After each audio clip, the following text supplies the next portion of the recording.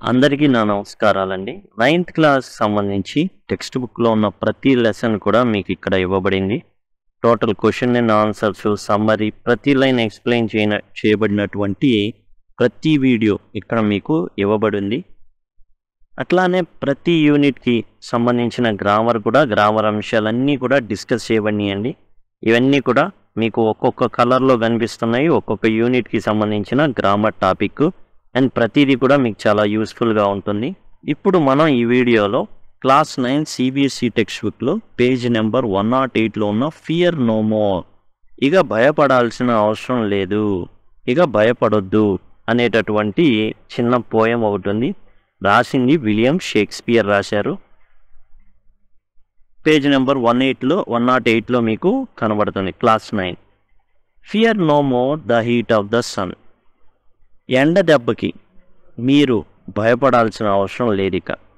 Not the furious winter's rages. చలికాలపు చలి పంజాకి మనం భయపడాల్సిన అవసరం అయితే లేదు. ఫియర్ నో మోర్, ఇక భయపడాల్సిన అవసరం లేదు నీకు. ఎందుకని? సూర్యుని యొక్క వడదెబ్బ నీకు తగలదు, చలి దెబ్బ అనేది నీకు తగలదు. ఎందుకు తగలదో చూద్దాం. So thy worldly task has done. నీ భూమి మీద ఉన్న ఏదైతే అన్ని పనులు ఉన్నాయో అవన్నీ ముగించబడ్డాయి. ఓ మై గాడ్, నువ్వు చేరాల్సిన ప్రదేశానికి చేరేసావు. అంటే ఈ వ్యక్తి చనిపోయాడు. అండ్ టేకెన్ తై వేజెస్, నువ్వు ఏదైతే నీ జీతం ఉందో అది తీసేసుకున్నావు. అంటే ఇప్పుడు జనరల్గా ఏదైతే అతను బతికున్నప్పుడు చేశాడో పనులు, దానికి సంబంధించినటువంటి పూర్తి చిట్టా క్లోజ్ చేయబడింది అండ్ జీతం అనేది ఇవ్వబడింది. హోమ్ ఆర్ గాన్ అంటే నువ్వేం ఇంటికి చేరావు. ప్రతి ఒక్కళ్ళు కూడా వాళ్ళకి ఏదైతే ఎండ్ పాయింట్ ఉంటుందో ఒకటే, అదేంటంటే డెత్, చావు. ఆ పాయింట్కి చేరిపోయాడు అనమాట. తన జీతం తాను తీసేసుకున్నాడు. Golden lads and girls. Golden lads అంటే బంగారు దుస్తులు ధరించినటువంటి అబ్బాయిలు, అమ్మాయిలు. ఎవరు వీళ్ళు అంటే రిచ్, చాలా ధనికులైనటువంటి పిల్లలు అనమాట. Almost as chimney sweepers. Chimney sweepers అంటే పొగగొట్టాలు తుడిసేటటువంటి పిల్లలు. పొగగొట్టాలు అవన్నీ క్లీన్ చేసేవాళ్ళనే పిల్లలు. ఎందుకంటే వీళ్ళు చాలా చిన్నగా ఉంటారు కాబట్టి ఆ పొగగొట్టంలో ఈజీగా చేతులు దూర్చి క్లీన్ చేయగలిగేటటువంటి పిల్లలు అనమాట. పొగగొట్టాలు అవన్నీ క్లీన్ చేస్తూ ఉంటారు. కమ్ టు డస్ట్, అందరూ కూడా మట్టిలో కలిసిపోవాల్సిందే. వీళ్ళు బంగారు దుస్తులు ధరిస్తారు. వీళ్ళు పాపం అన్నీ కూడా పొగతో నల్లగా అయిపోతాయి వీళ్ళ దుస్తులన్నీ. ఎవరైనా సరే బంగారు అనే దుస్తులు ధరించినటువంటి ధనికులైన పిల్లలైనా, వీళ్ళు చేసే పనులు బట్టి నల్లగా అయిపోయే దుస్తులు ఉన్న పిల్లలైనా చివరికి ఎక్కడ చేరాల్సిందే? మట్టిలో ఉండాల్సిందే, మట్టిలో కూర్చిపెట్టాల్సిందే, మట్టిలో కలిసిపోవాల్సిందే.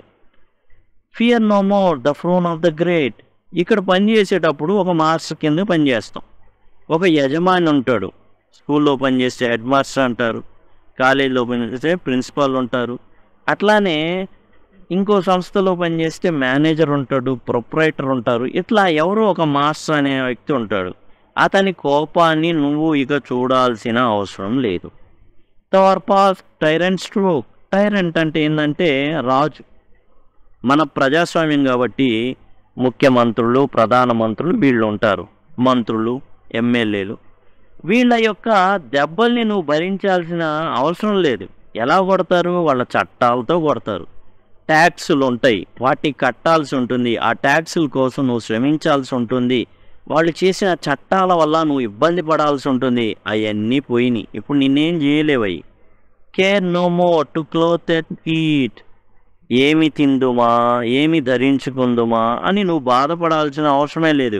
అయ్యో నా ప్యాంట్ సరిగ్గా లేదు, అయ్యో నా చొక్కా చినిగిపోయింది, ఏ అవసరం లేక, అయ్యో మధ్యాహ్నానికి ఏం తినాలి, అయ్యో సాయంత్రానికి ఏం చేసుకోవాలి, ఇలాంటి ప్రాబ్లమ్స్ ఏం లేవు నీకు. To thee the reed is as oak. Reed అంటే రెల్లు అండి, గడ్డి అన్నమాట. రెల్లు గడ్డి బోలుగా ఉంటుంది, మెత్తగా ఉంటుంది. దాని మీద నడిస్తే చాలా మెత్తటి అనుభూతి వస్తుంది. ఓక్ అనేది చాలా గట్టిగా ఉంటుంది, స్ట్రాంగ్గా ఉంటుంది. నువ్వు ఎక్కడ వండుకున్నా నీకు ప్రాబ్లం లేదు. మట్టిలో నిన్ను ఏం చేస్తారు? పడుకోబెడతారు, శవపేటికలో పెట్టి పడుకోబెడతారు. అంటే జనరల్గా ఏంటంటే ఫారిన్ కంట్రీస్లో సమాధి చేస్తారండి. ఎక్కడ కాల్చడం అనేది ఉండదు ఫారిన్ కంట్రీస్లో, ఓన్లీ సమాధిలో పెట్టడం అనేది జరుగుతుందన్నమాట. అయితే ఇక్కడ మరి ఎంత మెత్తటి పరుపుల మీద నువ్వు ఉన్నా, లేకపోతే చనిపోయిన తర్వాత ఎక్కడ పెట్టినా మెత్తటి పరుపు మీద పెట్టినా ఒకటే, గట్టి ప్లేస్లో పెట్టినా కానీ ఒకటే. నీకు రెల్లుగడ్డిలాగా స్మూత్ ఉందా అనేది తెలీదు, లేదా గట్టి ప్రదేశమా తెలీదు. మన అంటే 6 అడుగులు చాలు అనేసి 6 అడుగులు దాంట్లో కప్పెడతారు. కాబట్టి పెద్ద తేడా ఏం లేదు. సాఫ్ట్గా ఉన్నా నీకు తెలీదు, గట్టిగా హార్ట్గా ఉన్నా నీకు తెలియదు. దాని గురించి నువ్వు పట్టించుకోవు. ద సెప్ట్రే అంటే రాజు, ఎవరైతే రాజదండం పట్టుకొని రాచరికాన్ని వెలగబెడతారో ఆ రాజులైనా, లర్నింగ్ విద్వాంసులు అంటే బాగా చదువుకున్నవాళ్ళు, ఫిజిక్ అంటే doctors, must all follow this. ఎవరైనా సరే ఈ దోవలో పోవాల్సిందే. అండ్ కమ్ టు డస్ట్, చివరికి ఏమవుతారు? మట్టిలో కలిసిపోతారు. రాజులైనా చదువుకున్న వాళ్ళైనా, అరే నేను డాక్టర్ని, నాకు అన్ని మందులు తెలుసు అంటే డాక్టర్లు ఎవరు చావరా? అందరూ చనిపోవాల్సిందే. ఎక్కడ కలిసిపోతారు? మట్టిలో కలిసిపోవాల్సిందే. Fear no more the lightning flash. నువ్వు ఇక మెరుపుకి భయపడవు. Not all dreaded thunder stone. నువ్వు మెరుపుకి భయపడవు, ఉరుముకి భయపడవు. లైట్నింగ్ ఫ్లాష్ అంటే మెరుపు, కంటికి కనబడేది. థండర్ స్టోన్ అంటే ఉరుము, చెవికి వినబడేది, భయంకరమైన శబ్దం. వీటికి నువ్వు భయపడాల్సిన అవసరమే లేదు ఇక. ఎందుకంటే అవి నిన్నేం చేయలేవు, ఎందుకంటే నువ్వు ఈ లోకాన్ని విడిచిపెట్టి వెళ్ళిపోయావు. Fear not slander. కొంతమంది రూమర్స్, వదంతులు వ్యాప్తి చేస్తారు నీ గురించి. అసలు దాని గురించి నువ్వు బాధపడాల్సిన అవసరమే లేదు. Sensor rash. కొంతమంది దురుసుగా మాట్లాడతారు. సెన్సర్ అంటే తిడతారు. కొంతమంది దురుసుగా మాట్లాడతారు, నీ మీద అపవాదులు వేస్తారు. స్లాండర్ అంటే రూమర్, ఉన్నది లేనిది రెండు మిక్స్ చేసి కొడతారన్నమాట. దానికి చాలా చాలా విధాలుగా నిన్నేం చేస్తారంటే బతికున్నప్పుడు బాధ పెడతారు. కొంచెం నిజం కొంచెం అబద్ధం మిక్స్ చేసి మంచిగా ఒక వదంతిని వదులుతారు. హ్యూమర్ అంటారు.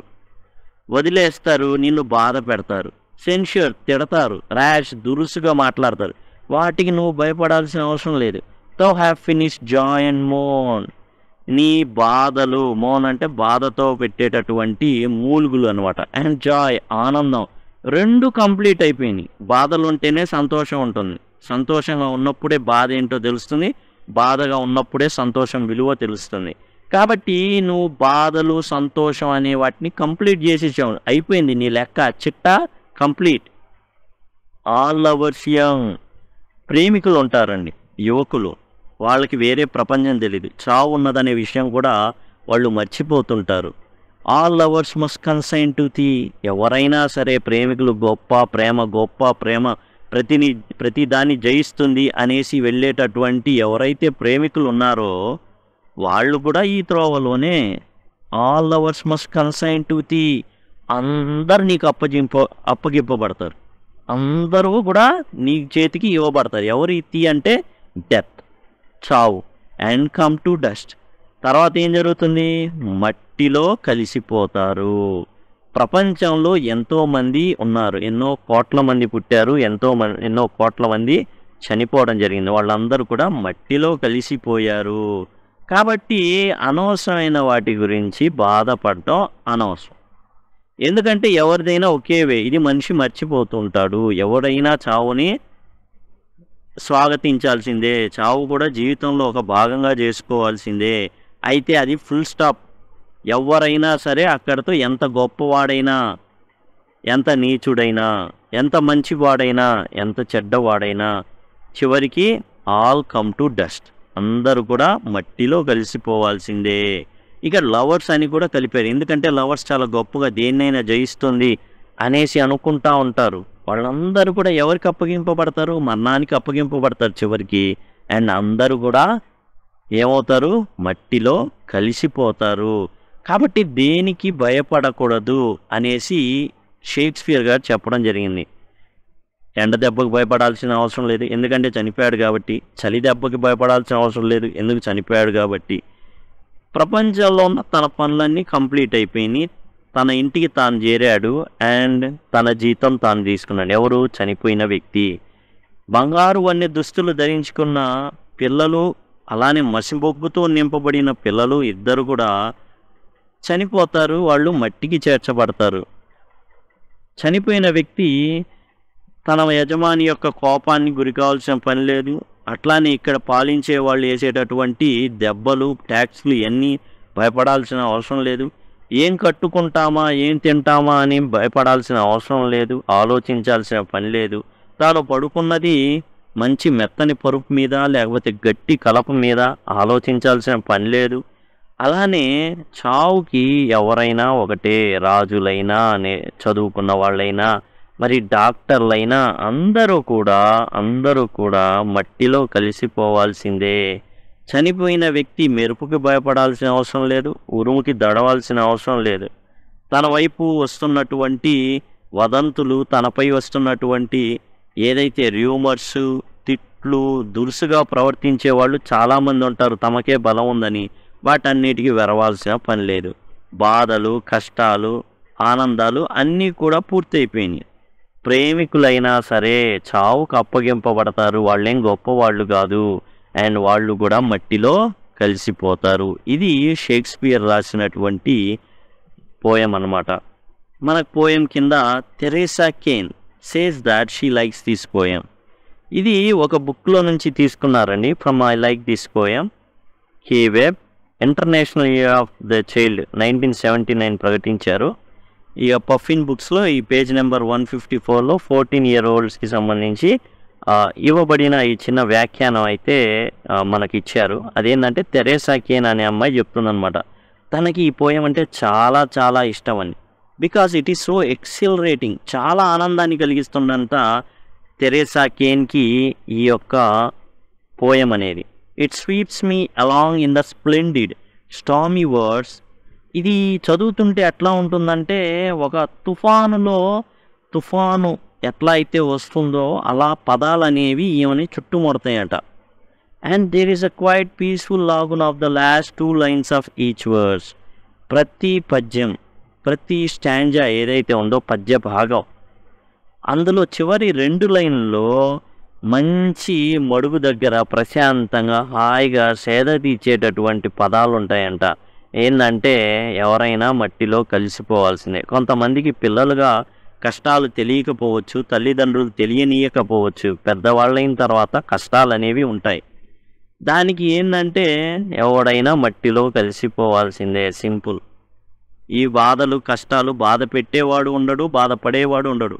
ఇద్దరు కూడా మట్టిలో కలిసిపోవాల్సిందే. తనకు బలం ఉందని విర్రవీగి బలహీనుడిని తొక్కేవాడు ఉంటాడే, వాడు బలహీనుడు, బలవంతుడు ఇద్దరు కూడా మట్టిలో కలిసిపోవాల్సిందే. కాబట్టి ఇక్కడ ఏంటంటే ఆ 2 పదాలు ఆ చివరిలో ఉండేటటువంటి మట్టిలో కలిసిపోవాల్సిందే ఏదైతే ఉన్నాయో 2 లైన్లు అనేవి, అది మంచి చోట ఆహ్లాదకరమైన మడుగు, అంటే మంచి వాటర్ తాగడానికి చల్లటి గాలి వీచేటటువంటి ప్రదేశంలో కూర్చున్న అనుభూతిని ఆ 2 లైన్లు ఇస్తాయంట. చివరి 2 లైన్లు. ముందు లైన్లన్నీ కూడా ఎలా ఉంటాయంటే తన్ని ఒక తుఫాను సుడిగుండంలో తీసుకెళ్తున్నట్టుగా ఉంటుందట. It is a wonderful poem. ఈ పోయం మొత్తంగా చెప్పాలి అంటే చాలా అద్భుతమైన పోయం ఇది. As hard and proud and fears as rock in a storm. పెద్ద తుఫానులో కూడా కదలనటువంటి రాయి ఒకటి ఉంటుంది దిగబడి. అలా ఉంటుందంట ఈ పోయం. అంటే ఎంత తుఫాను వచ్చినా కానీ ఈ పోయము ఒక కదలని రాయిలాగుంటుంది. ఈ పోయంని పట్టుకున్నవాడు కూడా సేఫ్గా ఉంటాడనేసి. అంటే ఏంటంటే ఎవడైనా మట్టిలో కలిసిపోవాల్సిందే. వాడు మనిషి, ఎదుటిన్న వ్యక్తి ఎవరైనా సరే. కాలం ఏం చేస్తుంది, చాలా సమస్యల్ని పరిష్కరిస్తుంది. అండ్ ఆ వ్యక్తి ఏమైపోతాడు, కాలగమనంలో అదృశ్యమైపోవాల్సిందే ఎవరెన్ని కష్టాలు పెట్టినా. కాబట్టి ఈ పోయం అనేది తనకు చాలా చాలా హాయినిస్తుంది అనేసి చెప్పడం జరిగింది ఈ తెరేసా కేన్. ఇదండి టోటల్గా మనం మళ్ళీ ఒకసారి మొత్తం చూసాము. And fear no more by William Shakespeare. Thank you. Thanks a lot.